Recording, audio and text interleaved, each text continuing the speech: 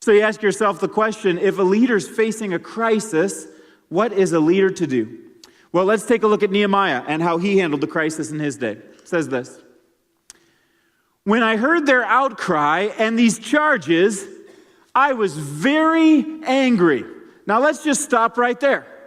Nehemiah for a long time has had this holy discontent with the walls of Israel being not built. But we remember from the beginning that his holy discontent is really not about the walls. The walls are just a means to be able to create a safe community where the people of God can flourish and thrive and worship and honor God and do everything that God has called them to do and be a different kind of community. But before the walls are even being built, this new kind of community is not different from the rest of the world. They're selling their own kids into slavery. And Nehemiah says, this made me very angry. And it should. I mean, there are times when injustice strikes in this world in a very deep chord. And those of us who are followers of Jesus should say, this makes me very angry. Because those things are desperately wrong. And God stands on the side of the widow and the orphan and the prisoner and the lost and the hungry and the oppressed. And his people need to stand in their side as well. So sometimes we become angry. Even Jesus became angry from time to time when he saw things that were desperately wrong.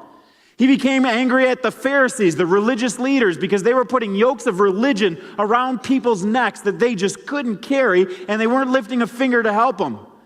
And Matthew 23 is basically a whole chapter of Jesus telling the Pharisees off because he's angry about the way that they're leading. And you see Jesus in the temple when people had taken what should be a house of prayer and turned it into a marketplace where they're making profit. And Jesus turns over tables and he speaks out against them in anger. There are times when injustice is rampant that Christians should have a response of anger. It's a response that aligns with the heart of God. And we see these things happening. I mean, whenever your anger should be boiling, whenever you see that people are enslaving children, and people are killing babies, when people are oppressing the poor, when people have double standards for people of different races.